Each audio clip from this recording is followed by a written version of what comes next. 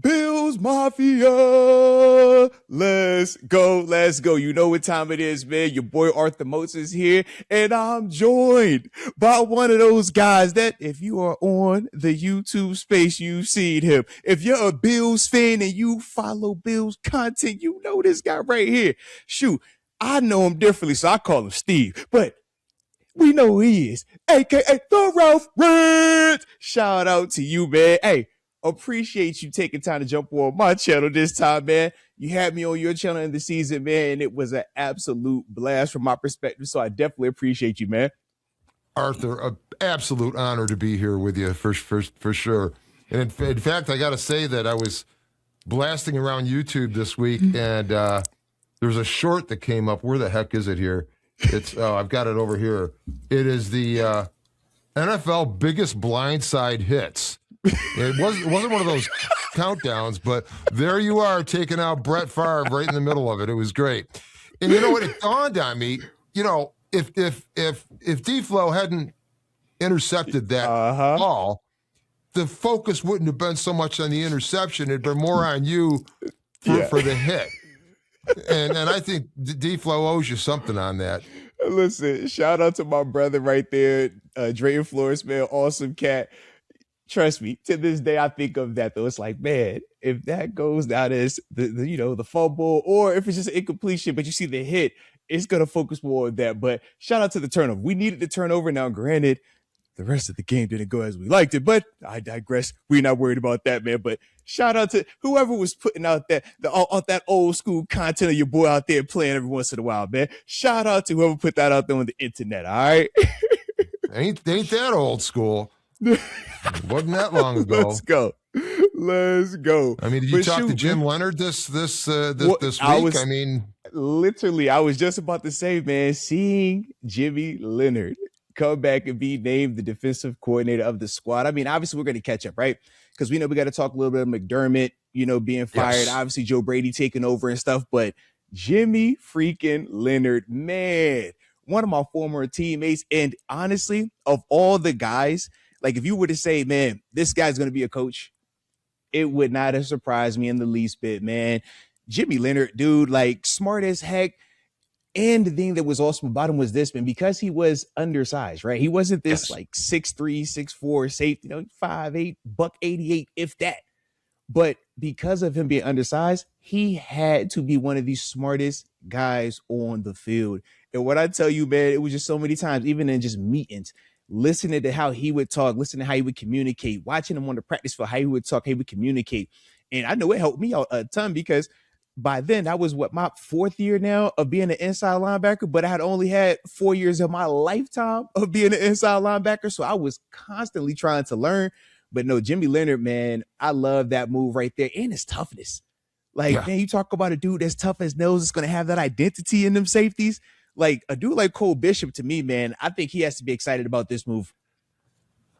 Absolutely. And I think it points to an awful lot of things about the McDermott regime. And I've got a lot of thoughts about what happened there and why this might be so great. I mean, you've got stuff of what Colin Cowherd's out there trying to explain why Josh Allen's window is closing or closed. Yeah. And my response to that tweet is that, hey, look, there's a new staff in town. Josh Allen is just getting started, and even Colin Cowherd is not above, I invented the term, I'm sorry, I'm calling it ragerbation. And I mean, but I saw Jimmy Leonard's presser today, and man, I was impressed.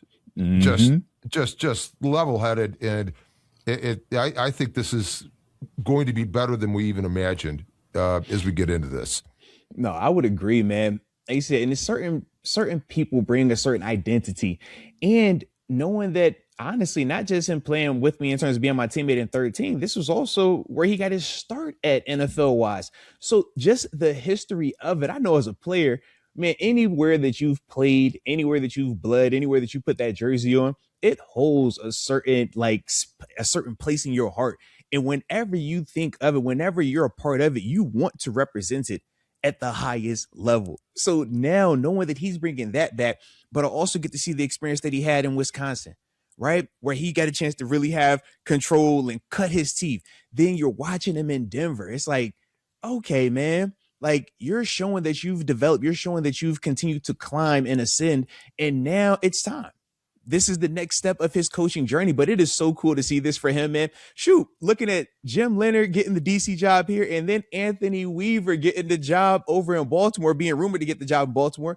He was also part of that staff in 2013 when Jimmy Leonard came over and was my teammate as well. So, man, it's just a lot of carryover, a lot of what they call those things, connections. Yeah. Yeah, that's and I'm wondering, the Bills went from maybe having an older coaching staff to maybe one of the youngest. I haven't gone through and done any calculations on average age of coaching staff, and I don't know if that's even a thing to talk about. But, you know, Brady's now the youngest head coach in the NFL. And has it ever been in history where a team changes staffs and gets both of its coordinators from the team that beat it in the playoffs? I've never seen this before. Like looking at it, it was weird, but at the same time, it was kind of cool. Like the Pete Carmichael element, especially, right? When we think about Pete, the history of Pete, it's like, yo, this dude, he knows his stuff, right? We go all the way back to me, man. 2006, right? QB coach, where? New Orleans Saints. He's the QB coach there for 3 years, and then after that, OC. Now we know Sean Payton was making the calls, but it's like, dude, we know what that quarterback situation was. We know what it developed into, and we know the highs that New Orleans Saints offense had under Sean Payton and Pete Carmichael. But they talk about Pete Carmichael as if, you know, that's Sean Payton's right-hand man. That's the guy that, you know, if Sean Payton's the architect of it, this is the guy that is, you know, the number two, hey, man, I got every detail. I know everything except being the guy. So when I think of that and I think of that development, how excited does that make you for a guy like Josh Allen, man? A guy that we already have seen, you know, get an MVP trophy, but we think he can still give us more. I think there's going to be a lot more, and the whole problem with some of the, I call them Debbie Downers. Now that's not an effeminate thing, you know. Debbie, you ain't make that up. Did you make that term up too? Well, not the Debbie Downers part, but I figured Debbie needed to become an acronym, and of course it means Drought Enhanced Buffalo Bills Insecurity Effect. That's the acronym. Oh, that's fire. I like that, because some of us were part of the drought. Some of us were we're drought years. I know the drought years, baby. I know exactly that Debbie. Oh, for sure, I know the Debbie. Yeah, that's real. And it's and I suppose the problem with the whole situation is that in the McDermott regime, with all of the division championships, with all of the wins, all the playoff visits, 8 out of 9 years to the playoffs, and it almost seems as though it's a thing where people think, okay, Josh Allen was in all of that, the Bills were in all of that, yet didn't get to a Super Bowl. So you figure, okay, a lot of people will think, well, if they didn't get it with that many trips there, how could this possibly be better? But I have sort of a theory on McDermott that I've developed here that I think might answer some of that. And it's pretty straightforward. I mean, when McDermott came into the NFL as a head coach, he came into a job that now any head coaching job is going to be attractive. There's only 32 of them. But the Bills at that time would not have been perhaps the most attractive. 17-year playoff drought, perhaps some of the chaos with Rex Ryan. Of course, he was let go before the season ended. Anthony Lynn comes in. So at that point, you know, the Bills are thinking, okay, well, all right, Sean McDermott, we don't know who he is, but we'll check it out. My thought is that McDermott came into the league. Okay, I'm a head coach now. I've got a lot of experience being a D coordinator. I've worked under Andy Reid and so forth. But now I'm coming into this team, and I really want to ace this job. This is what McDermott's thinking. So he comes in, and basically he wants to get to every last detail, turn over every last stone, second, third, and fourth guess himself on every last thing, make sure everything is actually perfect. And what happens? In the very first season, they go to the playoffs.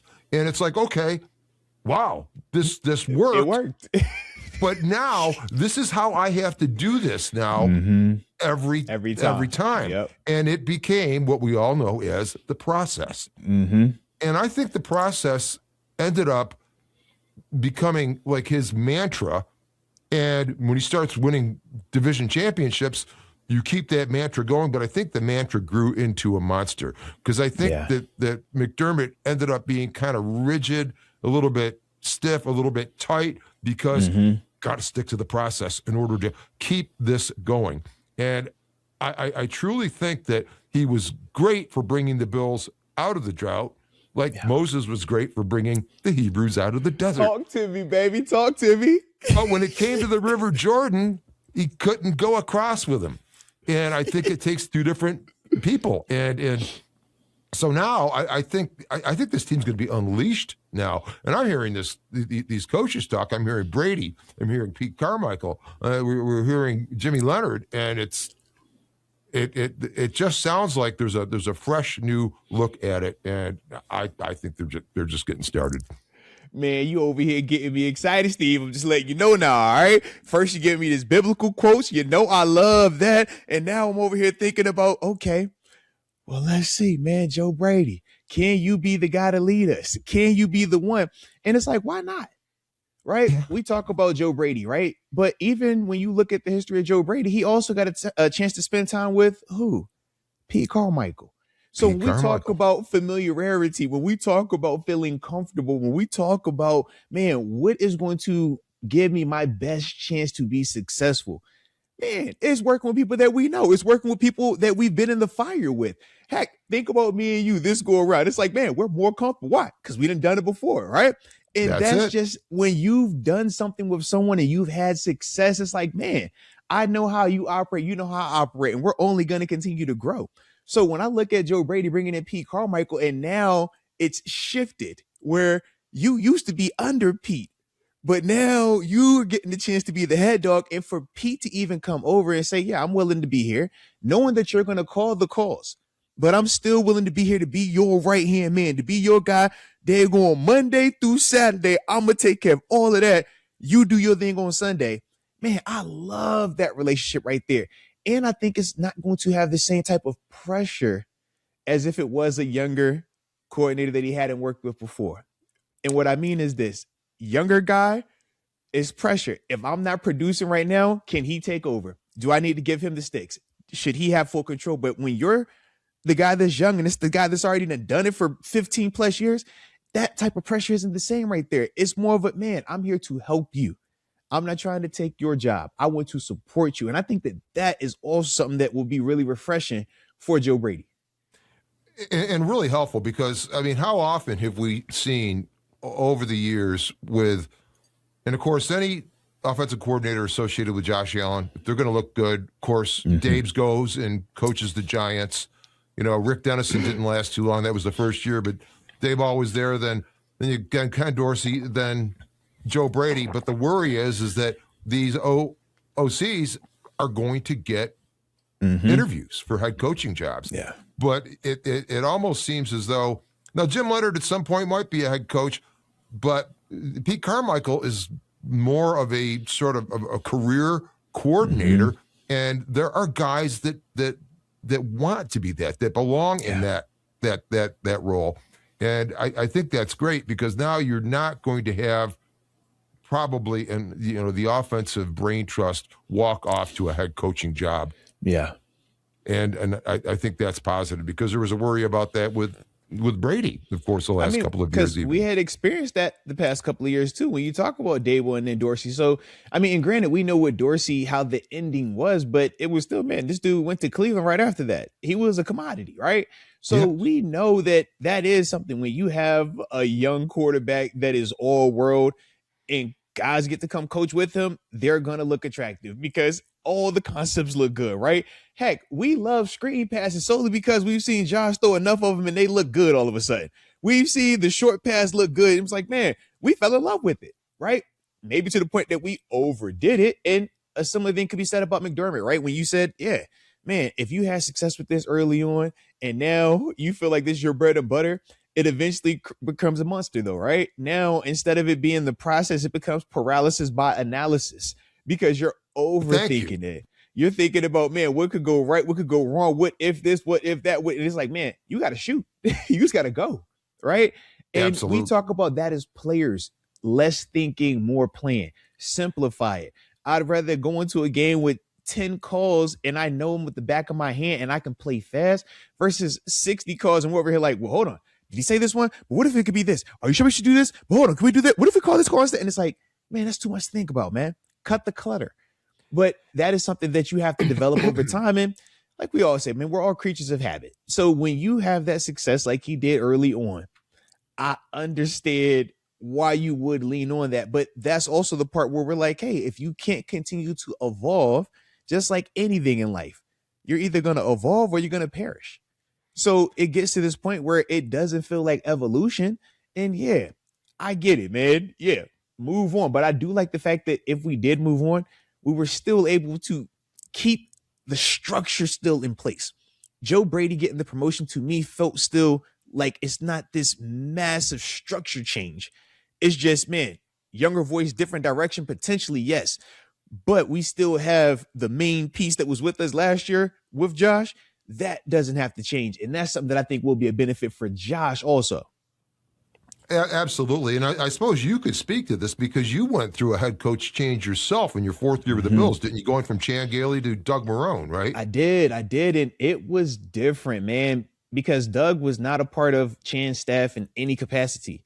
So the way that thing played out, it was a mass overhaul. And when I mean mass overhaul, the building changed. The pictures that were up on the wall were no longer up on the wall. Why? Because he wanted his identity to be shown, right? When we talk about the way that we would dress for practice, the time of days in which we were practice, whatever the schedule was, it was like, man, if this is what you guys once did, we're intentionally changing things just to let you know I'm here now. And for some players, younger players that, this is their first time, it felt real collegiate like, and they felt comfortable with that. For those of us that have been in the league for a couple of years, it felt real collegiate like, and it wasn't the most comfortable because it almost felt as if we were being micromanaged. But that's what we had to understand in terms of that being his first year being a head coach at the NFL level. I mean, we're talking about rules about what color socks you got at practice, right? God. That's typically what you deal with in college. At professional, it's like, man, I get paid to wear certain socks. Maybe we were like, but that was a different transition. So for us, we had to figure that out. And he had to also figure out how to meet us halfway. And it was some times where it was really, really tense. But as a whole, that's some of the things that I was fearful of when we were moving on from McDermott. It's like, man, what does the new guy look like? What is the new guy's voice? What is he trying to change? But with it being Joe Brady, there's going to be some continuity there. He's been a part of this staff, McDermott staff, for years also. So you're going to feel some familiarity. And I think that as just a former player, you like that part. Yes. And I'd have to, and what's interesting to me also about the changes is that, okay, the offensive brain trust stays there. It's Joe Brady. Mm-hmm. I maintain that the biggest change this is bringing about is going to be on the defensive side of the ball because of bringing in Jim Leonard. Mm-hmm. And you can probably speak to this, and you actually just kind of mentioned it with the 10 calls mentioned where, okay, if we've got 10 calls, we're not out there thinking so much. We're out there playing. We're able to be aggressive. Yeah. And it kind of struck me that in hearing that, McDermott may have been a little bit rigid in some of this stuff. My understanding was that the defense was difficult. There was a lot of match coverage rules. There was like thinking of 5 different things before you can trigger. And it seems to me as though some of the successful defenses, like Houston, for example, are not that complicated. Mm-hmm. They're not doing all of that. They're just having guys tee off. And I think that's what's going to happen And I think that very thing might have been what could have held guys like Cole Bishop back in his first Yeah. season. What No, what is that's it like and what will it be like now with a simple, because he was clear today saying this is oh going to be yeah. simpler, it's going to be straightforward. And Oh I, yeah. I know you can speak to that being a defensive legend essentially with the Bills. Well, man, I'm excited about it because, like I said, man, seeing Jimmy Leonard, man, and the defense that he runs, honestly, it reminds me of the defense that we were playing in. And all players, like, we have certain things that we feel comfortable with that we like, and those are certain things that we're going to steal from. So it's certain things from just our year with Pettin, Mike Pettin, and that multiple 3-4 unit defense that Jimmy Leonard runs. He was running it in Wisconsin, man. I used to joke with TJ Watt about it. It's like, yo, dude, man, like, I know this defense, man, but it's effective as heck, but it is simplified. And Jimmy has also put his variation in his touch is he's going to heat you up with blitzes, but he's also heavy man to man. And when you go man, it does simplify it. It's less of the rules. McDermott, he loved that cover four. Cover four is cool, man. And cover four, you can have a lot of success, especially with some of the match coverages, but it is tough for young players. Match, carry, deliver versus spot dropping, night and day.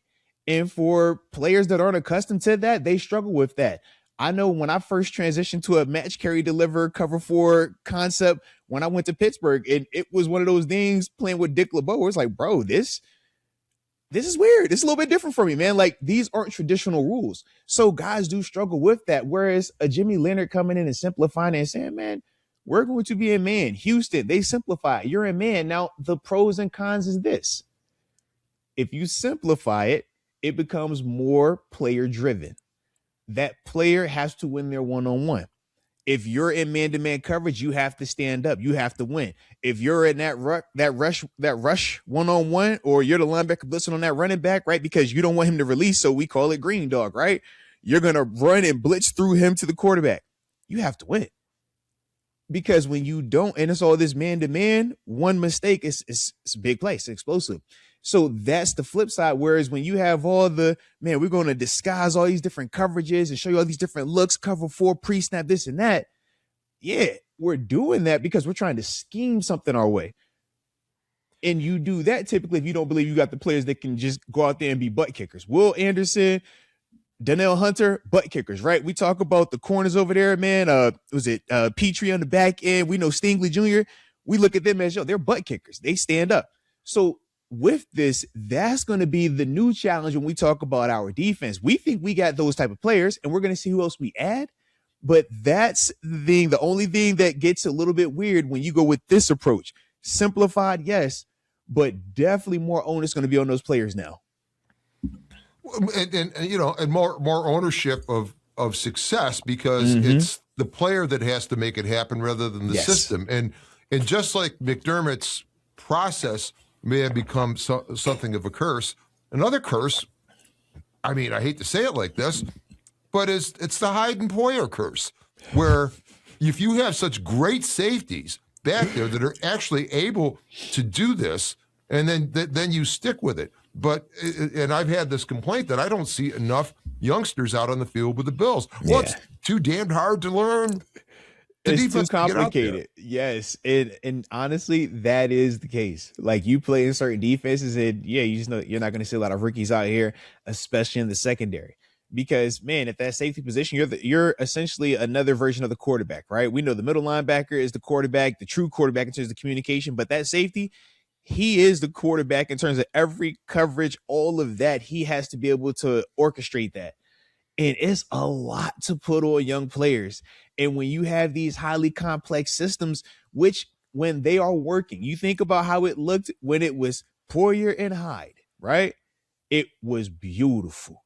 Trey White, it was beautiful. But the problem is when you're trying to transition to the youth, and we held on to those dudes, but we also kind of had to like move on from them dudes at the same time. It's just a tough transition. And now you're trying to mix and match athleticism and youth, but I need a guy that is smart enough that can make all the calls out here. Right. Because if I got two young dudes out here and they're blowing coverages, we know how quickly you can get beat that way. So that's, the dilemma that you're kind of in, and that McDermott faced, and even Leslie Frazier when he was here, what he kind of faced. But it's the NFL, so you deal with that. And the answer at that level is you either find the players that can come in here and do that, or you have to dumb your system down. And unfortunately, it just looked like McDermott did not dumb it down soon enough for those guys to be more productive, for those guys to play faster and not be as tight back there. Absolutely. And then you look at what fans will say. I mean, we were all watching I know it was preseason, but they went and played Ben Johnson's Bears. The Bears, and the secondary was lost in that game. Yeah. And the first thing you hear is, bad. "Oh, we've got the bad secondary. Our guy, we need new guys." No, it was the system. I mean, you have some new ball players out there, and where am I supposed to be? Where am I? And what is this check? How are we playing this?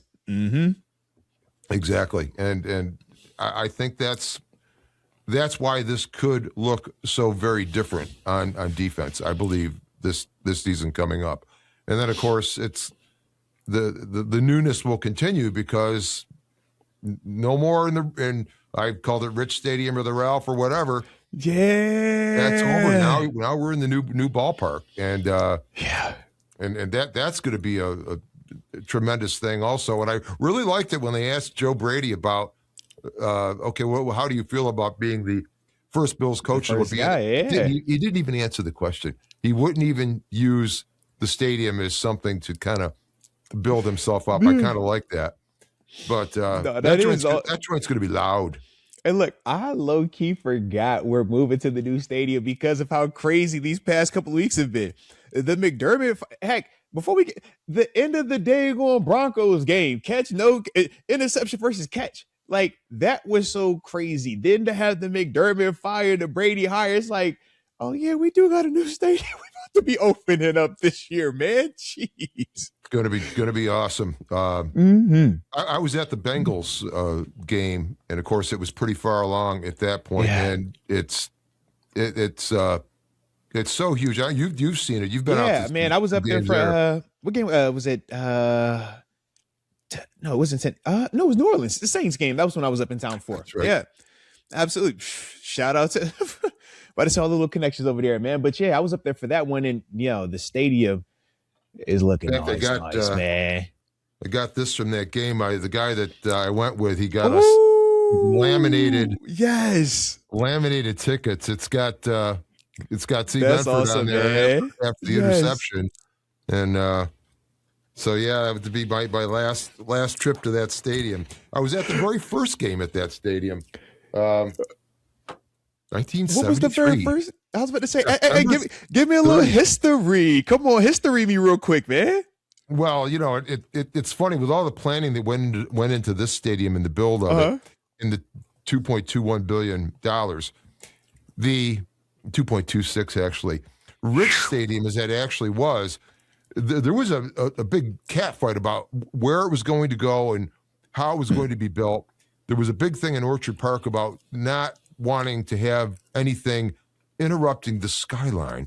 So the field's 50 feet below the surface. Yeah. But the thing that really flipped me out is that there are pictures of that stadium under construction in February of 73, and they're going to start playing in the summer of 73. Yeah. And man, there's still steel. I don't know how they got it together that quickly. Wow. But now this one, I mean, if you're out on the 219 approaching the new stadium from the north, you come over this rise and it looks like the Death Star sitting out there. Seriously, man. Oh my goodness! And then look, do you remember the game? Do you remember which team, like who the Bills were playing in that game, man? Yes, that was the very same team that closed the stadium, the New York Jets. Wow. Joe Namath and the New York Jets, and the Bills won that game on September 30th, 1973, 9-7. The Bills were up on 3 John Leipold field goals, 9-0. The Jets touchdown was a garbage time, but it made it seem closer.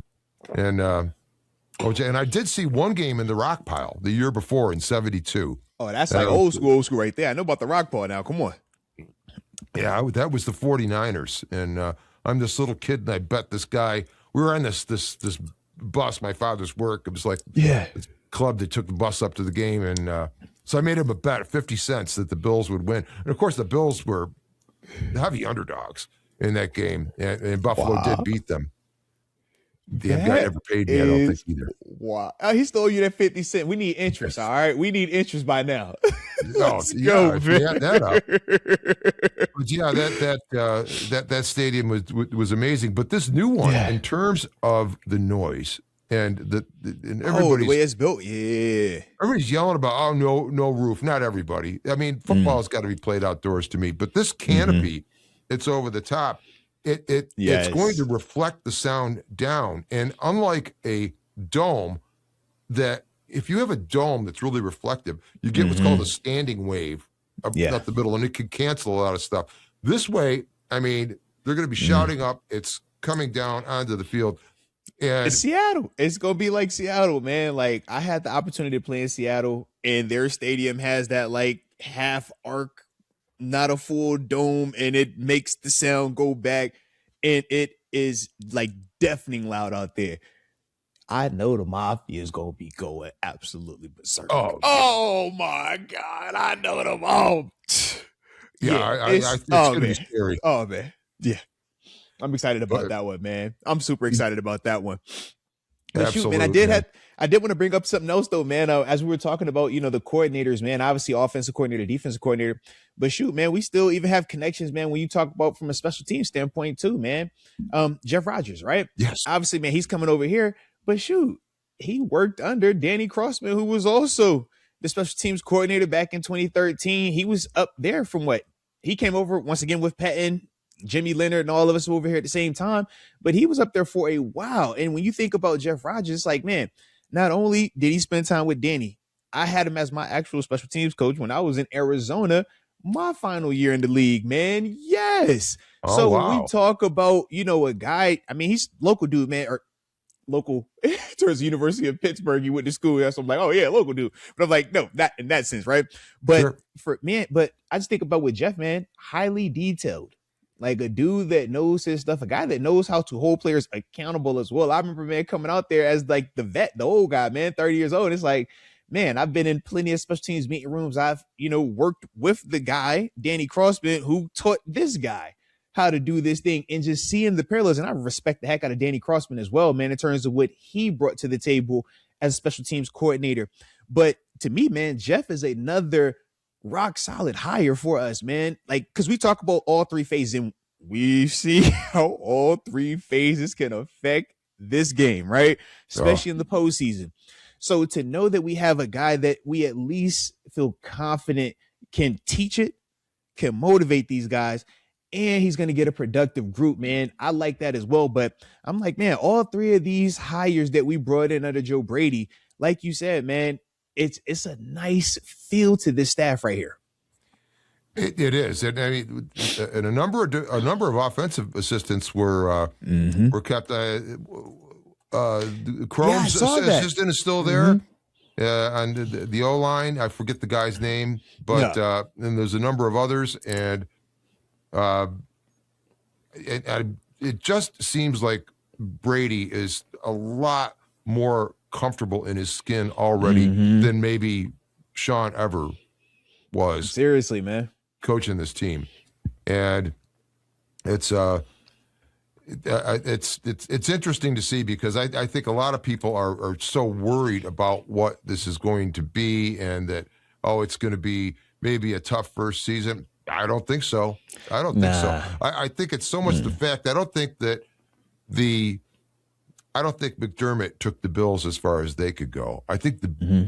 Bills took McDermott as far as he could go, and Let's and I go. and I and I think now it's especially on this defensive side with the aggression that we're going to see with players not having to worry so deeply about Mm-hmm. the complexity of the system that's being run.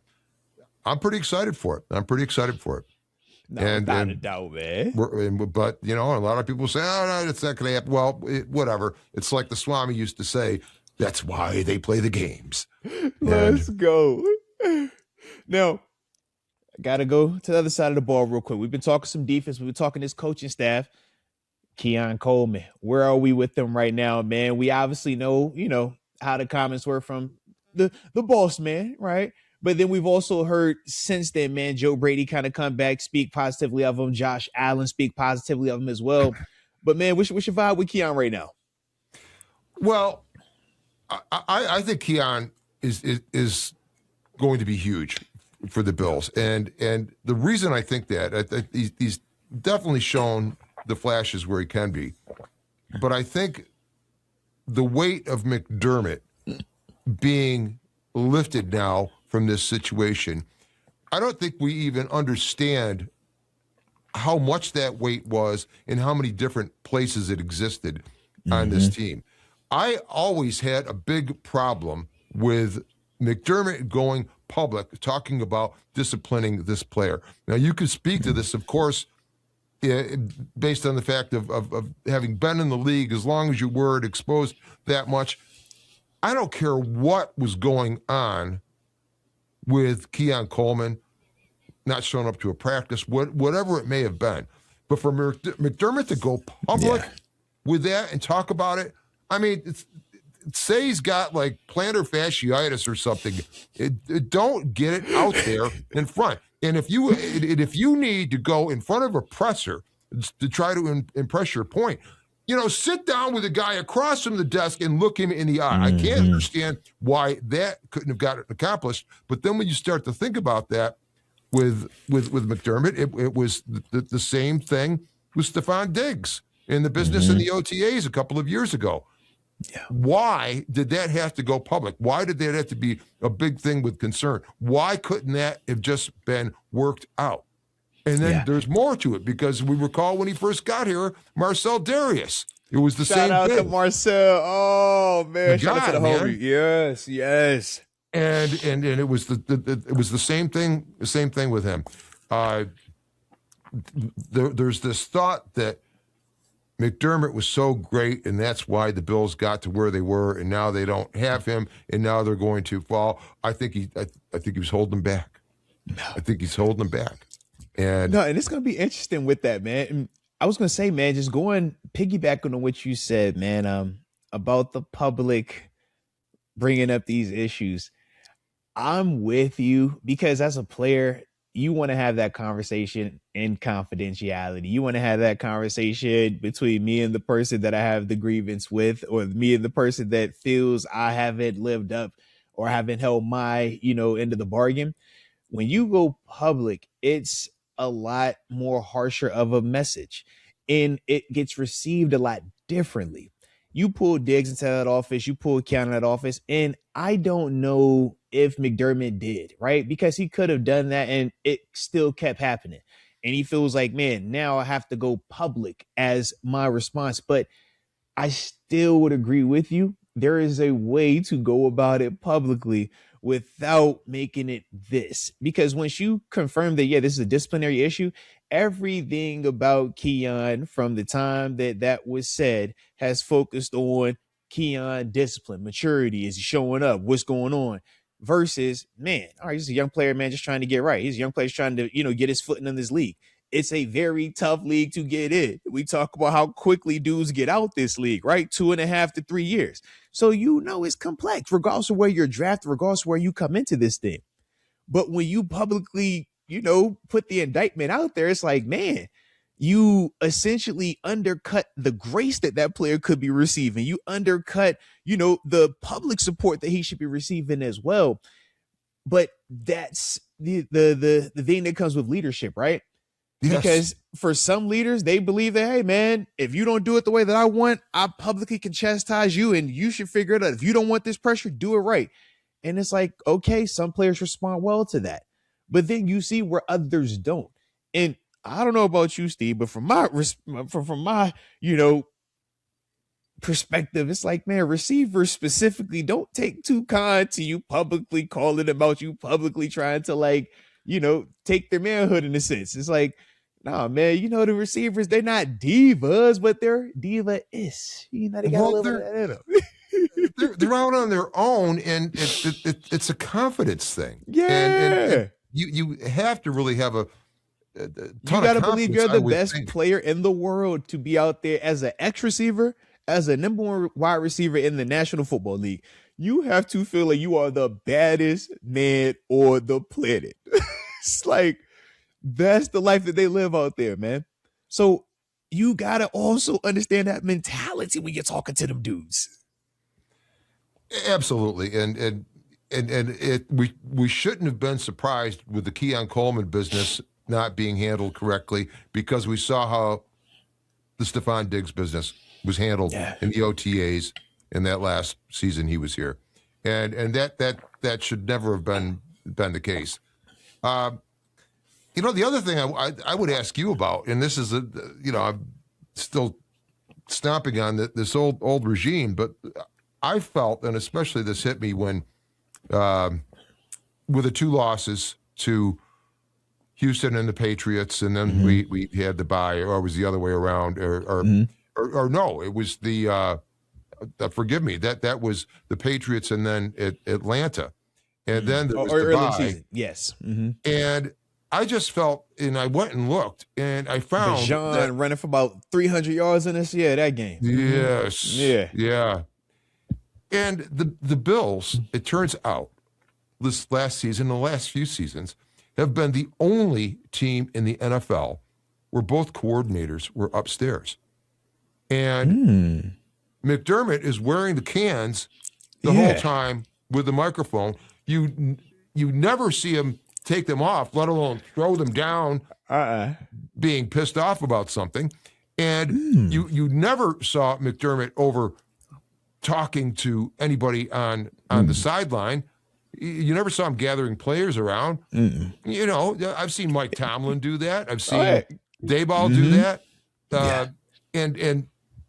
And then I think he's just talking with the coordinators. Again, it's this control thing and keeping them off the field. The only guy that was down on the sideline, it used to be Dayball and of course the other D coordinator that Frazier, Leslie. Yeah. Leslie, yeah. And of course both gone, and then because you saw Dorsey the whole time up in remember the famous video of him getting hyped was versus Miami or whatever it was when he called the play. It was like the oven game. That became the thing. Yeah. Yep. And now I think it's going to be a case of where Joe Brady is going to be communicating on the sideline. There's going to be energy on the sideline.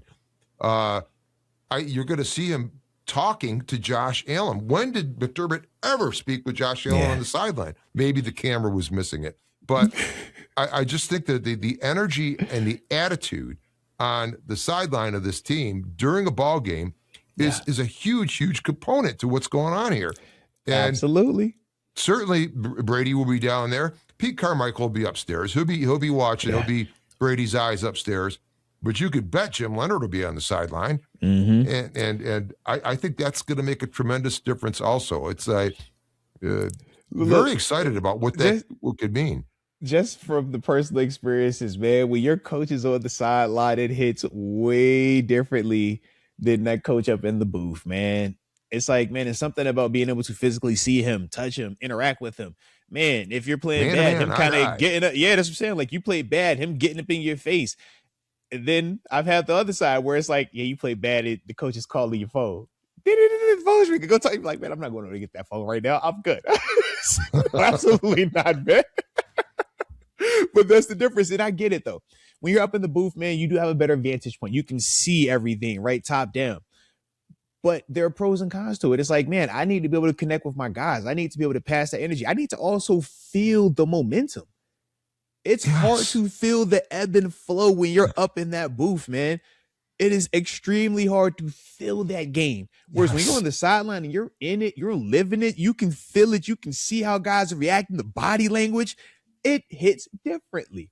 And as a player, you respond to it as well, man. Like, it's no better feeling, though, man, when you make a big play, man, or you do something that you and your coach have talked about, worked on, and you can see him directly on that sideline. And it's just that moment where it's like, yeah, we did that, man. Like, that matters to me, man. Like, I'm a dude. I think all of those little things, when you're trying to win a championship, when you're trying to, cross that hump, it's like, man, for me personally, I made it to an AFC championship game.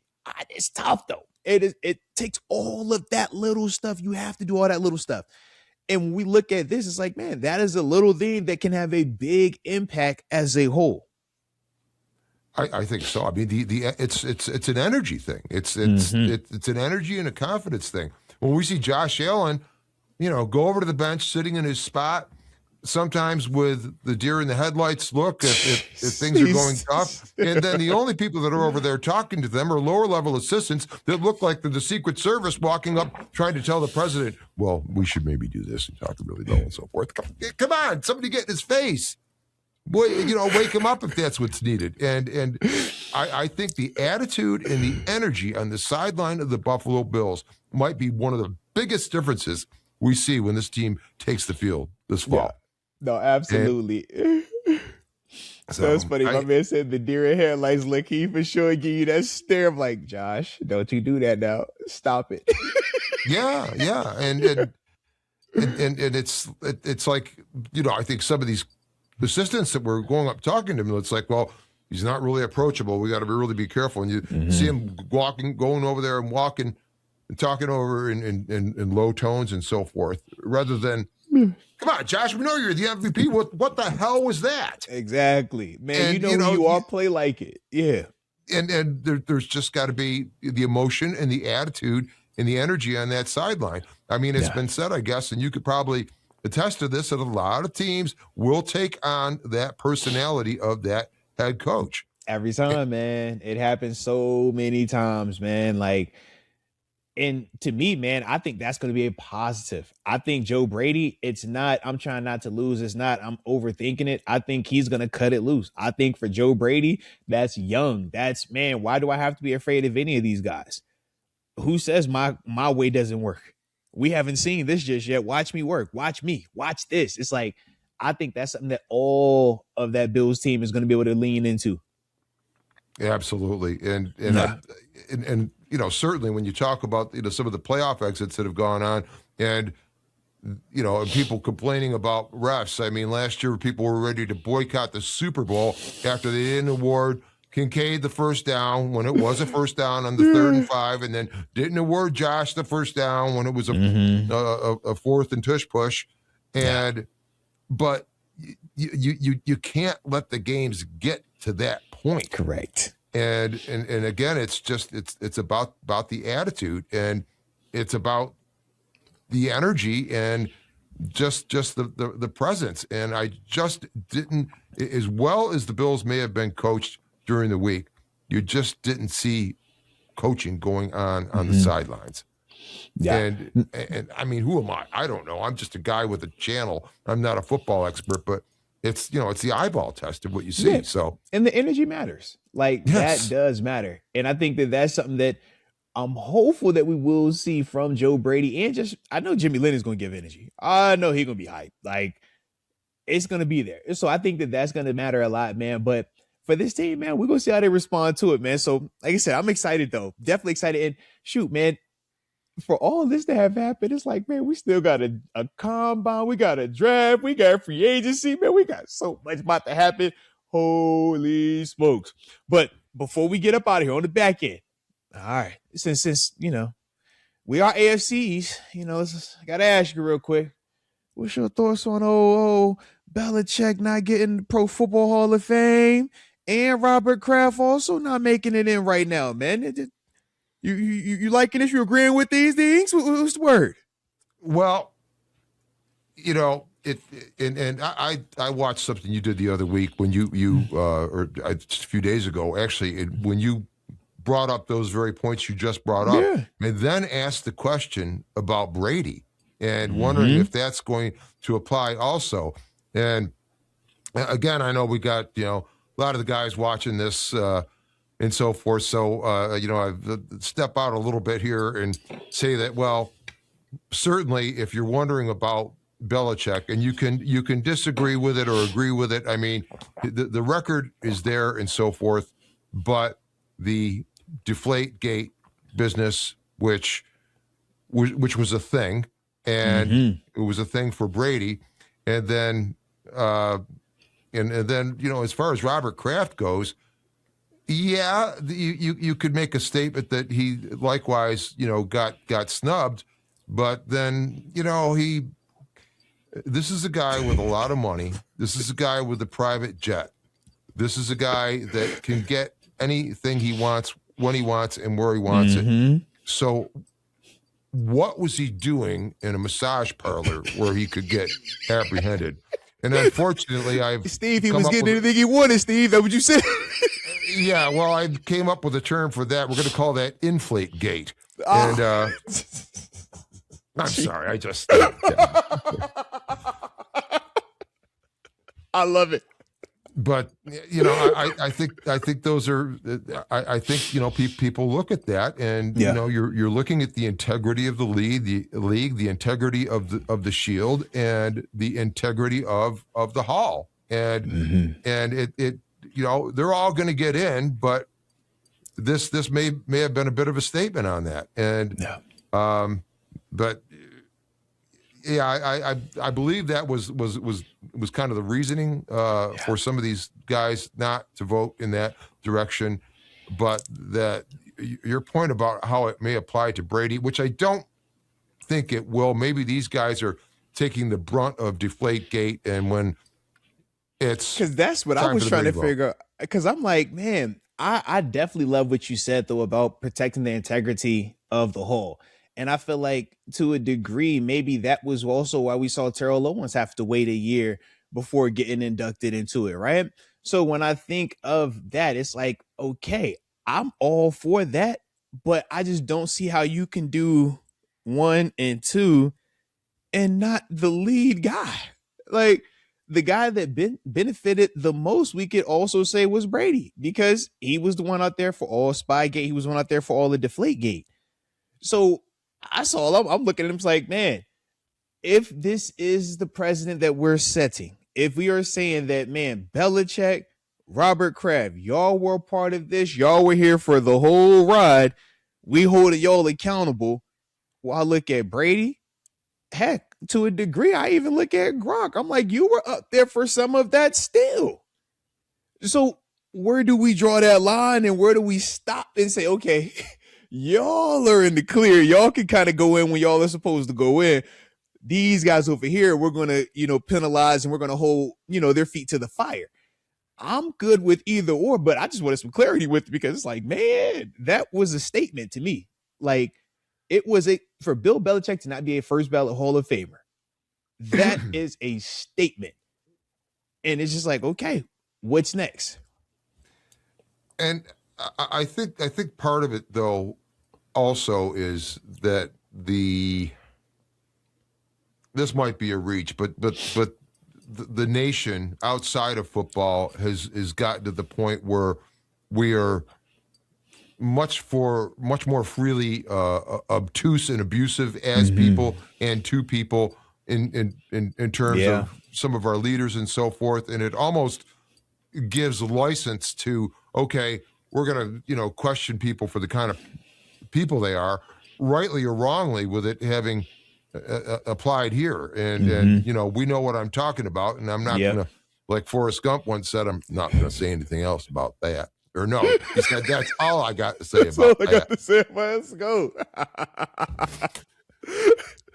I like that. But I think that might be a part of it is in terms of judging people, because we now are in a situation in the country where we're very judgmental of our leaders, where because the integrity that's supposed to be present in what they are, if you're an owner of a football team or you're a head coach or you're a president, that integrity should be sort of like the first thing you're looking at when you're looking at that situation. But now we just get deeper, and when we actually, and of course, now it's the information age. I mean, how much craziness, overload of information, man.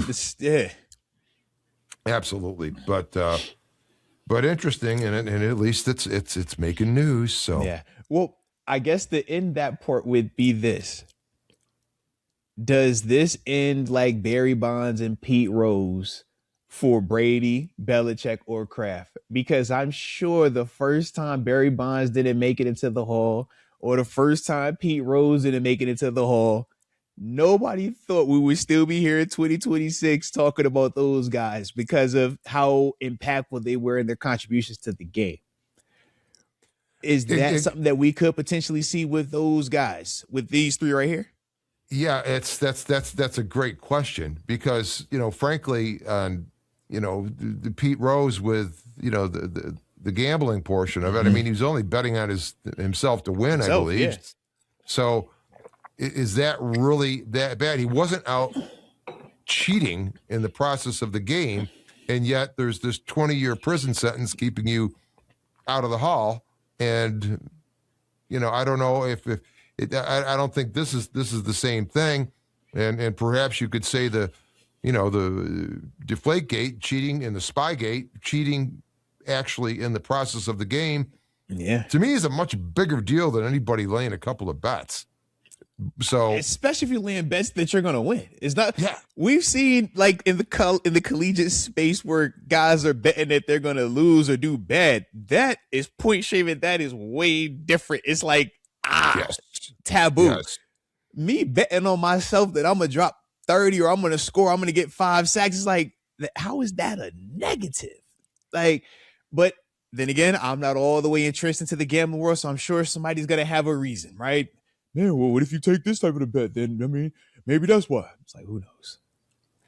Well, and I think just our the standards have kind of have changed and so forth, and what was considered bad then isn't so bad now, and perhaps though that the relative degree of which the betting and then Spygate are both that much off the beaten path the same way, so you get the same result. But or hopefully it's just a statement, because I Belichick and Brady obviously belong in the Hall of Fame. There's no question about that, and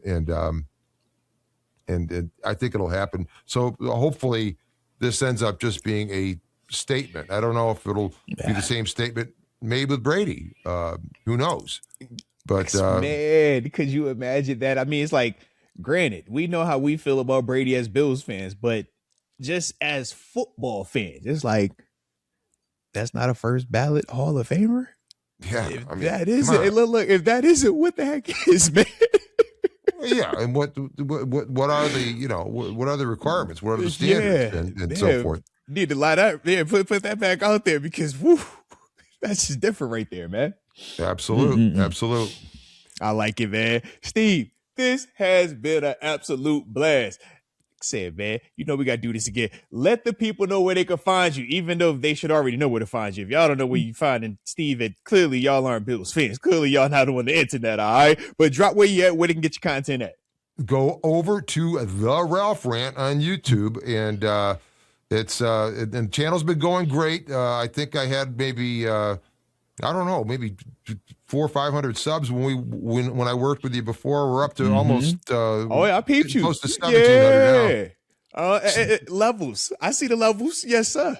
And we're just having a blast at it. So The Ralph Rant, and over on X, it's The Ralph Rant 716, and we'll be doing content covering the draft, covering free agency, just talking about the Bills as we go through here, and definitely I will keep the opinions going. I just love the response we've gotten, and it's no small thing that this legend, this Bills player. I mean, I'm still so amazed I'm on a show with you. I mean, this is fun, man. Remaining humble and hungry.